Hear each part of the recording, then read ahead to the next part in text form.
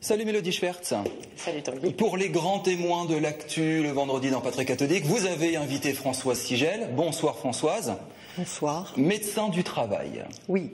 Alors Mélodie, on s'est intéressé à un dossier ce soir, les souffrances professionnelles. Beaucoup d'Alsaciens font des crises de nerfs, crise économique, pression au travail. Beaucoup d'entre vous craquent, tout simplement, nervous breakdown pour faire bien.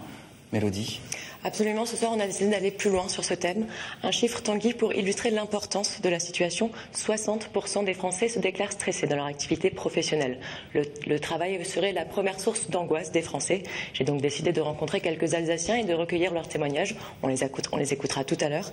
J'ai rencontré un ancien salarié d'une société agroalimentaire. Exactement. Il a été harcelé au travail et finalement il a quitté son emploi. Il nous racontera son histoire. J'ai également rencontré un psychiatre strasbourgeois qui exerce dans la ville. Lui aussi note une augmentation de ce phénomène. Il nous expliquera jusqu'où peut aller la souffrance au travail. François Sigel, 60% des salariés se disent stressés. Est-ce qu'aujourd'hui, vous, médecin du travail, vous faites face à vraiment une sorte de phénomène de société ? Alors déjà, à 60%, ça me semble un peu excessif, parce que nous basons, les impressions personnelles sont souvent trompeuses. Nous nous basons sur des études qui ont été menées de manière très large en France en 2003.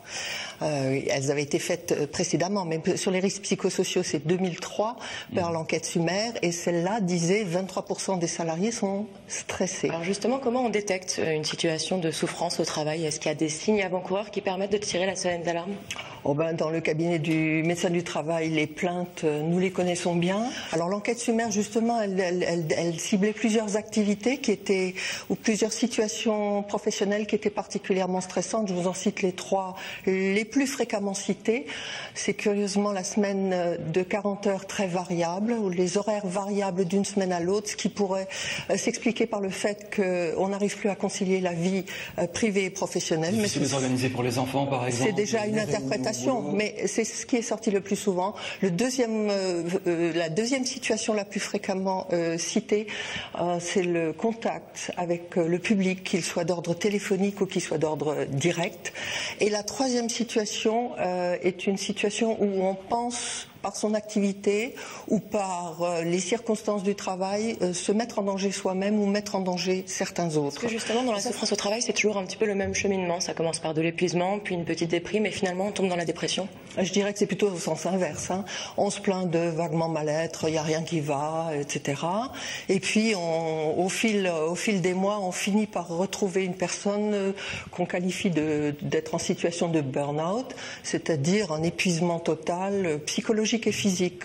Ça veut dire à peu près que les batteries sont vides et qu'un matin on veut se lever pour aller au travail mais qu'on n'y arrive plus. Mélodie, vous avez rencontré un Alsacien en souffrance professionnelle qui a vécu une période extrêmement difficile en justement une entreprise en restructuration. Racontez-nous. Appelons-le Thomas, il a 61 ans. En 2004, l'entreprise dans laquelle il travaille est restructurée. Thomas ne fait pas partie de la vague de licenciements, sauf que derrière, la direction lui met la pression pour qu'il parte. Il fait partie des gros salaires dont il faut se débarrasser.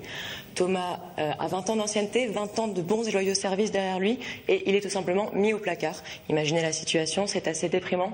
Du coup, il craque. Il finit par céder à la pression. Il quitte l'entreprise. 8 ans après, Thomas n'a toujours pas vraiment retrouvé ses marques. Il est encore très impacté par cette situation. Il a du mal à s'en remettre. On l'écoute. Moi, j'étais payé, en fait, à ne rien faire. Et ça, croyez-moi, c'est extrêmement difficile à vivre. C'est difficile à vivre en ce sens que vous ne servez plus à rien. Vous ne savez plus comment occuper votre journée parce que puisque vous êtes payé, vous devez être présent sur le lieu de travail. Mon lieu de travail, c'était mon bureau. Donc vous êtes présent à un bureau, vous attendez des coups de fil qui n'arrivent pas et vous n'avez strictement plus aucune fonction, plus aucune utilité.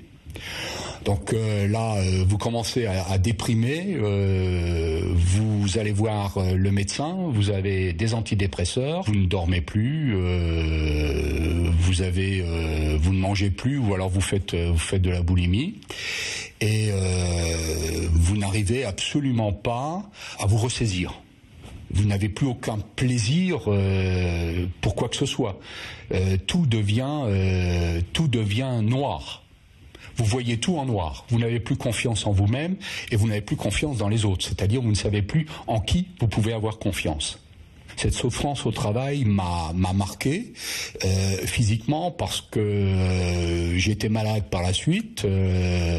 Vous avez un tas de mots que vous n'aviez pas avant, que vous mettez évidemment et que le médecin met sur le compte du stress. Et l'ensemble de ma famille en a souffert. Françoise, est-ce que des salariés viennent vous voir en disant « Mon patron me demande de faire encore plus, j'y arrive pas, mais c'est la norme, c'est la norme. Tout le monde est impacté par le encore plus, encore plus. Il y a toujours une obligation plus grande de résultats. Ça, c'est le monde actuel. Et je mets... Mais pourquoi il y a autant de patrons qui ne se rendent pas compte que de trop demander à des salariés, finalement, c'est complètement improductif? La plupart des dirigeants n'ont pas le choix, parce qu'ils sont tenus par des actionnaires. Mélodie? Justement, quand on est en souffrance au travail, j'imagine que ça a une répercussion sur la vie de famille. Comment est-ce qu'on évite que l'entourage, les autres membres de la famille soient aussi contaminés en quelque sorte par cet état dépressif ? Alors, je dirais que l'être humain est assis sur un trépied à trois pattes. Il y a le professionnel, il y a le couple, la vie familiale, et puis il y a le réseau social.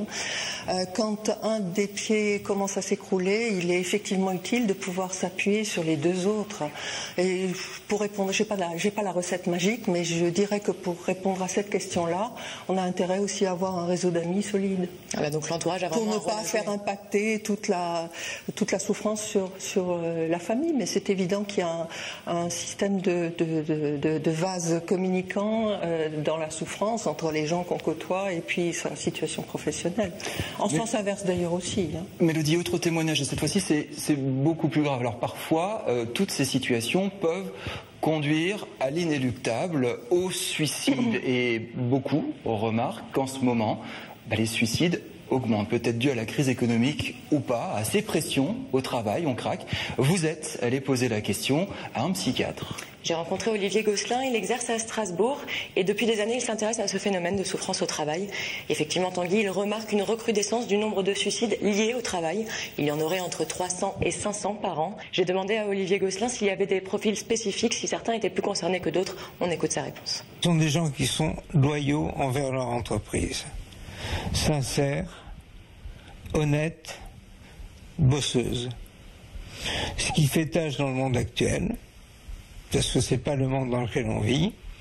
Et en France, on sait bien que quand une tête dépasse les autres, on la coupe. Parmi la population que je suis, beaucoup, avant d'arriver chez moi, ont fait une tentative de suicide, désespérés sur le lieu de travail, tout simplement. Tous les types de personnalités peuvent à un moment donné craquer et faire une tentative de suicide. Je vais vous donner un exemple. J'ai suivi un agent de sécurité, 2 mètres de haut, 120 kilos, que du muscle, s'est fait harceler, a complètement craqué. Il se considérait comme une petite fille parce qu'il avait une vision différente de ça. Et il a tenté de se suicider, malgré sa carrure imposante et sa force psychologique. C'est extrêmement difficile à cerner ces personnes qui ont envie de passer à l'acte, qui ont envie d'en finir. C'est une question que vous me posez et oui, c'est extrêmement difficile parce que ce sont d'abord des gens qui s'isolent. Donc un des messages qu'on donne aux entreprises et aux salariés en général. Là, on a France Télécom en tête, il y avait des suicides à chez Tiken, également ce genre de choses. C'est que les personnes qui sont en souffrance importante, lorsqu'on remarque qu'elles s'isolent, qu'elles se coupent des collègues, etc., on les signale. Il y a donc une responsabilité collective là-dedans, de repérage, de changement de comportement majeur dans le comportement d'un salarié. Est-ce que justement les entreprises aujourd'hui prennent assez en compte le phénomène de souffrance au travail? Est-ce qu'elles essayent de mettre en place des choses en interne, des cellules d'écoute, des choses comme ça, ou est-ce qu'au contraire elles ont plus tendance à se voiler la face? Parce qu'on a essayé de chercher des associations au secours nervousbreakdown.com, on n'a pas trouvé. Ça n'existe pas.